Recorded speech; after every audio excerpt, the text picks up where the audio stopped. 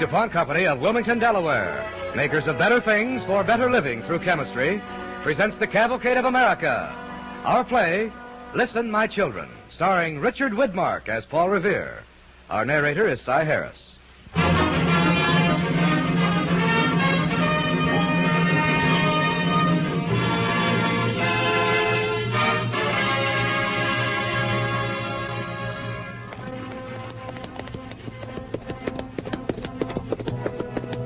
A hurry of hoofs in a village street, a shape in the moonlight, a bulk in the dark.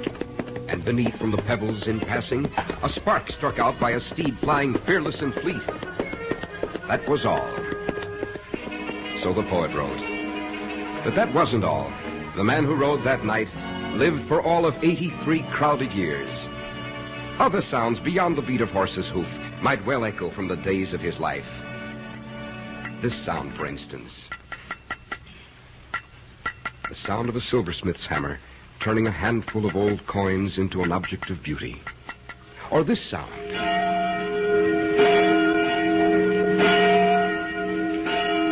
We made this record of a church bell ringing in Boston just a few days back, and yet the bell itself was manufactured in 1816.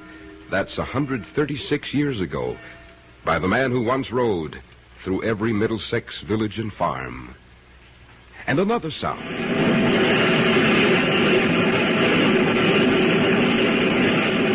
That's the fearsome din made in the rolling mill of a modern manufactory of copper and brass sheeting.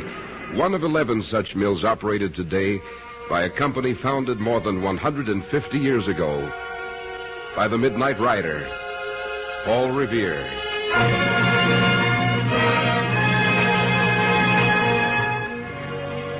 So, listen, my children, and you shall hear more than the poet told. Sounds are all well enough, sounds alone, but we need more direct and articulate testimony. Suppose we could, by some magic, summon from their scattered resting places a few of the people who actually knew the rider. There was one gentle soul who knew him very well indeed. Are you there, Dr. Joseph Warren? Yes. I am Dr. Joseph Warren. At your service, sir. And you will tell us what you know of Paul Revere? That I will, for I love the man. Indeed, my debt of gratitude to him extends quite literally beyond the grave. Oh? And how could that be?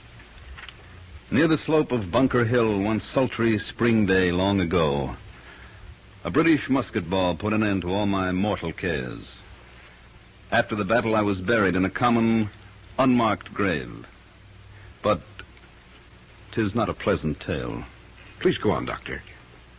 Well, when Boston was free again, my brother sought out my bones among all the rest. Only Paul Revere could give my brother certainty. You see, he had once carved for me 2 fine false teeth of ivory. This, he said, this was your brother. And mine. Yes. He knew me well. And you knew him. Well, what was he like, Doctor? A dark, stocky, sturdy figure of a man he was. Of French blood, with a Latin fire well concealed beneath our common New England coldness of demeanor. Mr. John Singleton Copley has painted him well with those strong craftsman's hands grasping a silver teapot.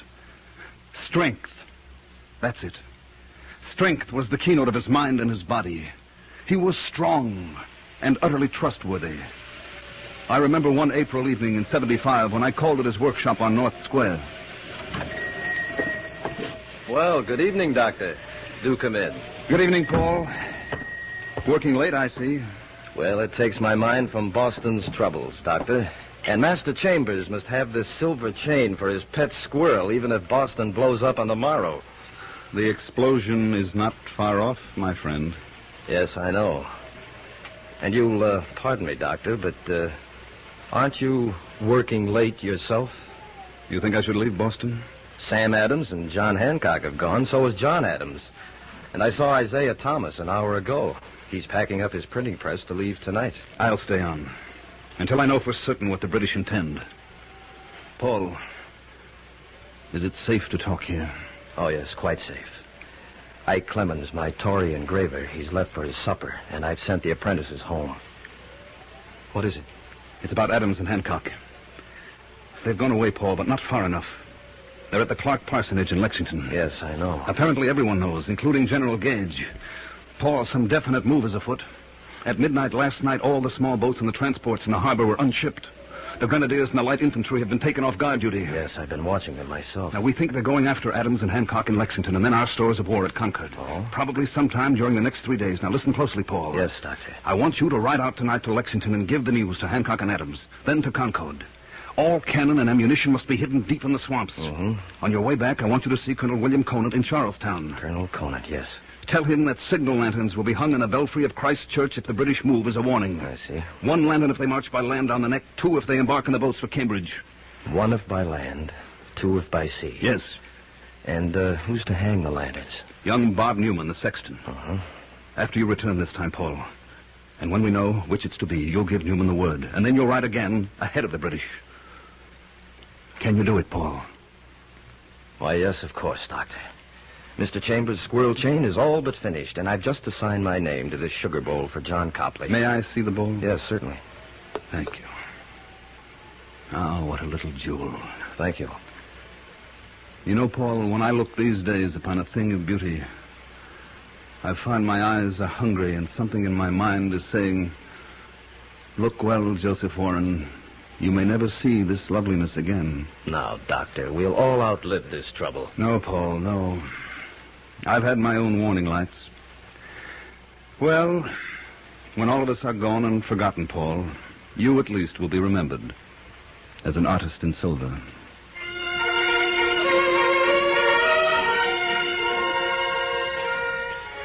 Throughout his long life, Paul Revere possessed a multitude of friends, and none of them ever hesitated to ask for favors. There was one who gave more than she received, his wife, Rachel Walker Revere. Are you there, Mistress Revere? Yes, I am. I am indeed. What do you wish, young man? Well, we'd like to know more about your husband, madam. That precious ride again. I suppose I'll never hear the end of it through all eternity. I'll tell you this. I tried to stop him. You tried to prevent your husband from... Oh, but why, ma'am? What woman could wish her man to place a noose about his neck? Dr. Warren has told you that Paul was strong. He was. But I was strong, too. I had to be. I was his second wife, with 6 of poor Sarah Orne's children to look after and 1 of my own on that April of 75. There were 7 children then at the time. Sarah's eldest, Deborah, was 17. The youngest, my own Joshua, was 15 months old. Do you wonder I could see little use in desperate night rides? I understand. Oh, he was a good man, my Paul. But he was too competent. Among the lawyers and the dreamers and the wild riffraff who called themselves Sons of Liberty, he was the one who could do things and do 'em right, all shipshape and tidy. And to good advantage, perhaps? As things turned out, yes. But could I know that then? He came back from his first ride to Concord, the one nobody talks about, on the 16th of April, a Sunday. On the next Wednesday evening, Paul left the house in his workshop early. He didn't come back, and he didn't come back. Deborah and I were waiting up for him. Surely, ma'am, we'd best go to bed. He's no doubt gone to a meeting at the Long Room Club. The Long Room argufiers have long since talked themselves out of Boston. They've left, as Paul should do. No, I'll wait for him. Shall we have to leave town, Mother? I wish I knew. I wish I knew. If your father gets himself in more trouble... What was that? Oh, just Toby barking. To greet his master, I hope. Father, we... Well, Paul? Well, Rachel, it's come. The British are marching tonight? Yes. And you? I have my orders from Dr. Warren. From Sam Adams, you mean? He twists all of you around his fingers. Paul, I simply now, won't Rachel, hear it. please. Oh, Deborah, please let Toby in, and don't let him follow me when I go out again. Yes, Father. Paul, you're not leaving the house again tonight. I must, Rachel. Here, quiet, Toby. Quiet, boy. Quiet. Hey, that's it. Good dog. Good dog. Good. Paul, where are you going tonight? Deborah, would you take Toby into the kitchen and keep him there, please? Come along, Toby. Come along. Paul, I've asked you a question. Where are you going tonight? I'm ordered to ride again. To Lexington, ahead of the troops, to warn the people. Ordered. By what right do they order you to do these things? They are my friends. Friends indeed. They've used you, Paul. They've honored me with important work. They've used you. These high and mighty long-room lawyers. They've used you because you're respected among the honest workmen here, because the workmen will follow you. I tell you, they are my friends, Rachel. Dr. Warren's the finest man I've ever known. And I'll not speak of our principles. No, let's not talk about liberty and free men's rights and such like sacred nonsense. Not with 7 children in the house. Oh, Rachel. Oh, why must you always be the one to risk your neck? And you alone. No, not me alone. Billy Dawes is riding tonight. He goes the most dangerous way, by land across the neck. Josh Bentley and Tom Richardson will row me over to Charlestown. Under the guns of the enemy fleet? Oh, no, Paul. We'll be quiet about it. Now, Rachel, you mustn't weep, please. We've gone over this so many times. They are my friends, Rachel. Yes, and I am your wife. Yes, I know, and it's a poor bargain you've made. It was too much for Sarah, heaven knows. I'll not complain of the bargain.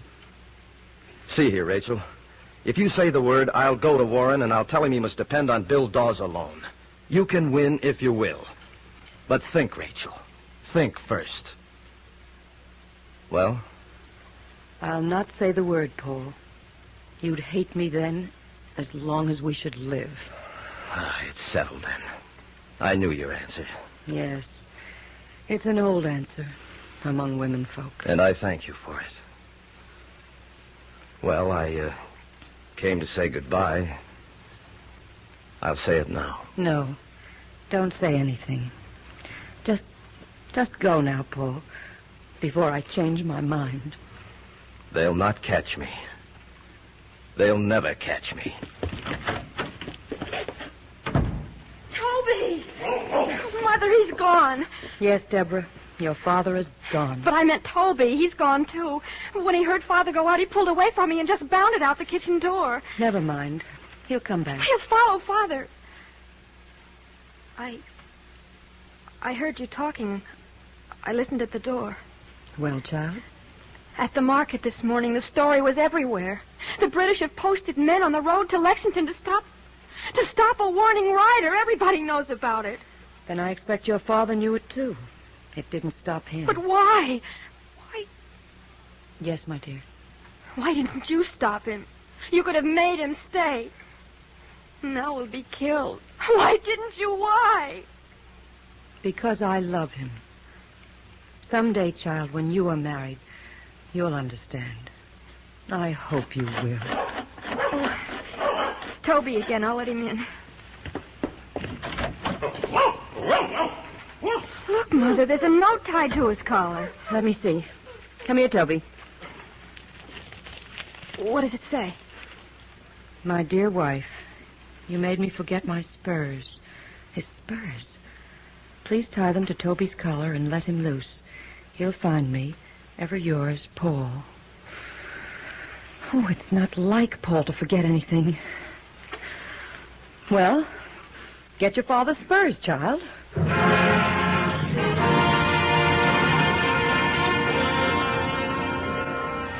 It was young flood, and the moon was rising. So Paul Revere wrote in later years.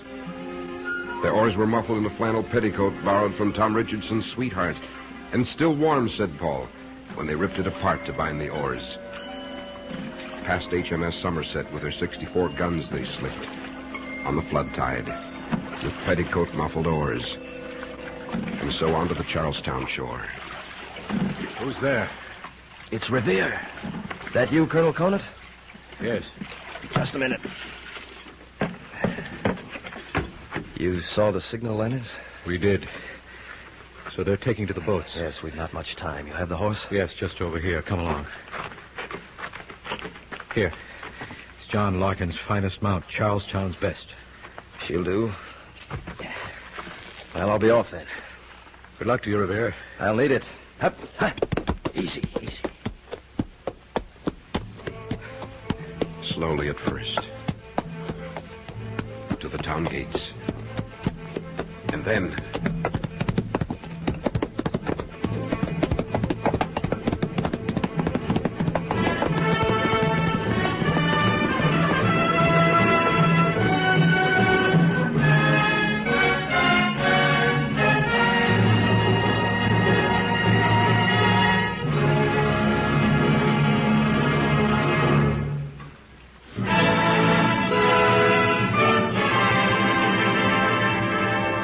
Tonight on the Cavalcade of America, Listen, My Children, a radio portrait of the early American patriot, Paul Revere, starring Richard Widmark and featuring Cy Harris as our narrator.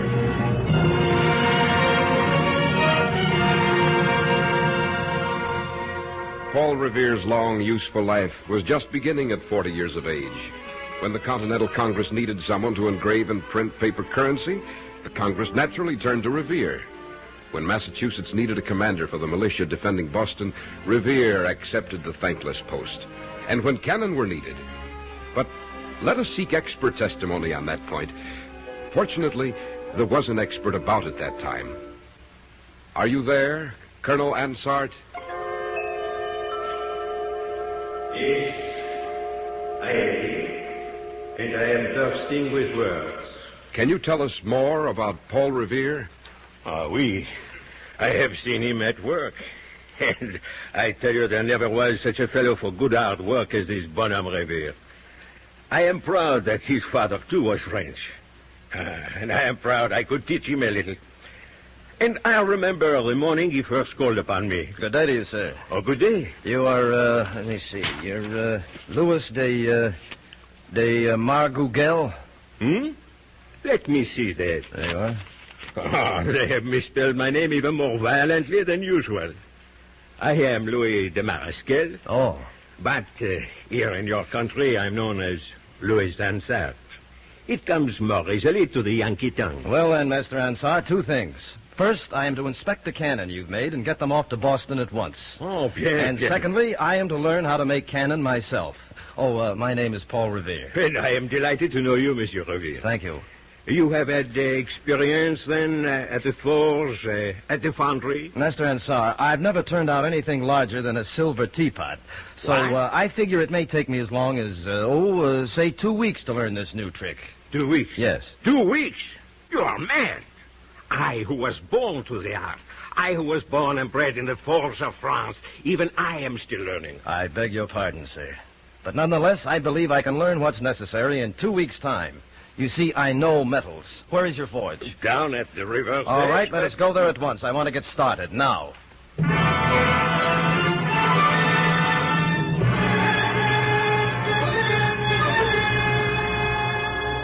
And when the years of peace came, it was much the same. The second church needs a new bell. It's Paul who casts it, by request. Though nothing more musical than a cowbell has ever been made in Boston before. And still the beautiful silver pours from the little shop. The ornate rococo of pre-revolutionary days gives way to the new, simpler federal design. But Revere is still the master of silver. There are more and more children.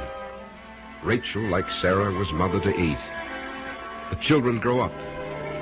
There are many in-laws and grandchildren.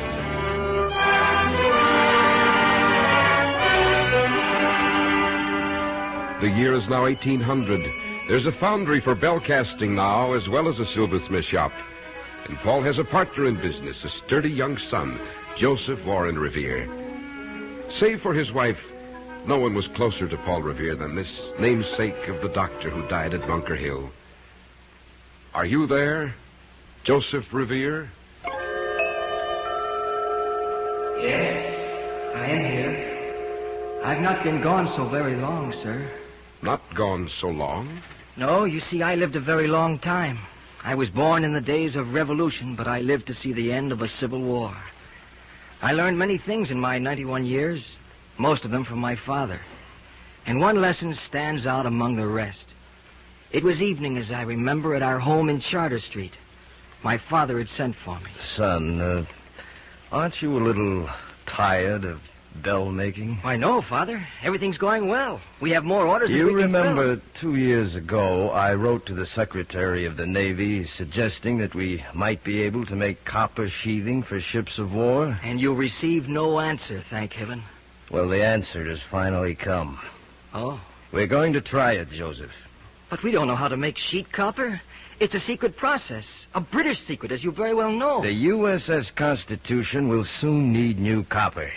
Now, if things go on as they have been going, we'll not be able to get it from England. And does that concern Revere and Son? It concerns Revere, and I hope it concerns any son of mine.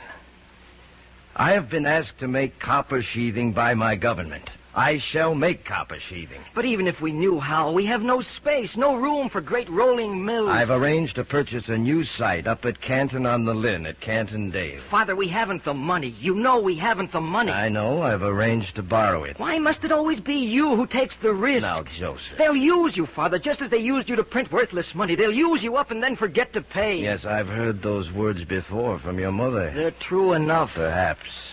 But, son, well, I've always figured that I was sent here into this world to be used, as you put it, to be used up if necessary. I haven't done so badly thus far. That's just it. Everything's going along so well.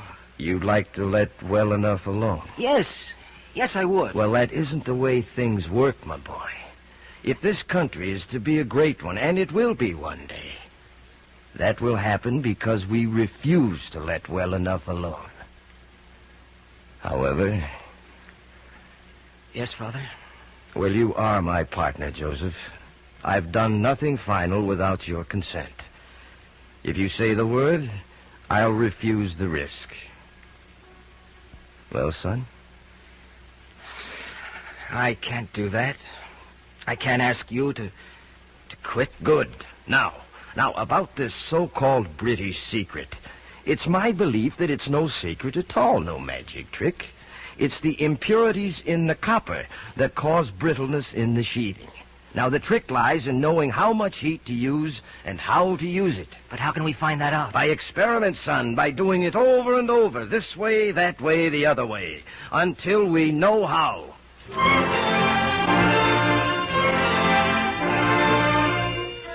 The log of the USS Constitution, under the date of June 26, 1803, reads, "The carpenters gave 9 cheers, which was answered by the seamen and caulkers, because they had in 14 days completed coppering the ship with copper made in the United States of America."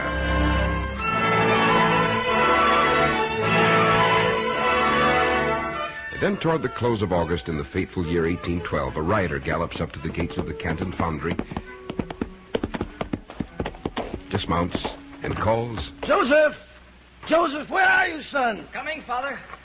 Well, you haven't been riding again. You know what the doctor said. To the devil with all doctors. I bring news, Joseph. Wonderful news. The war is over? It's just begun, son. We've just begun to fight. Word reached Boston this morning.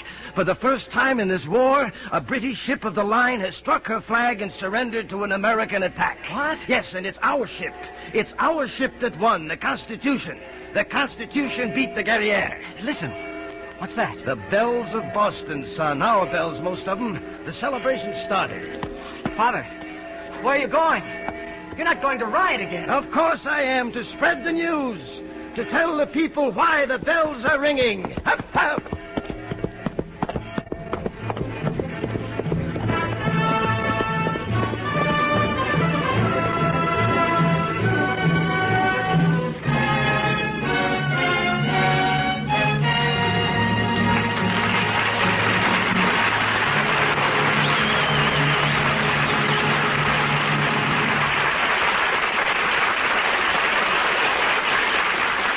Our thanks to Richard Widmark and the Cavalcade players for tonight's DuPont play. Listen, my children.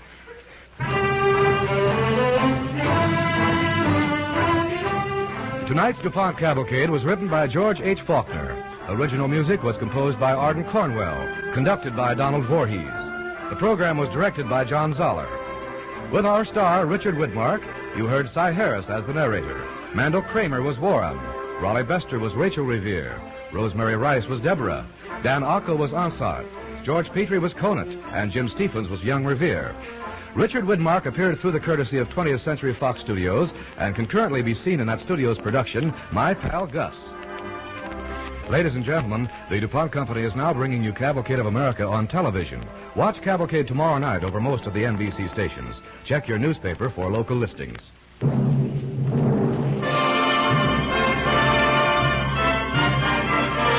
The DuPont Cavalcade of America came to you tonight from the Belasco Theater in New York City and is sponsored by the DuPont Company of Wilmington, Delaware, makers of better things for better living through chemistry.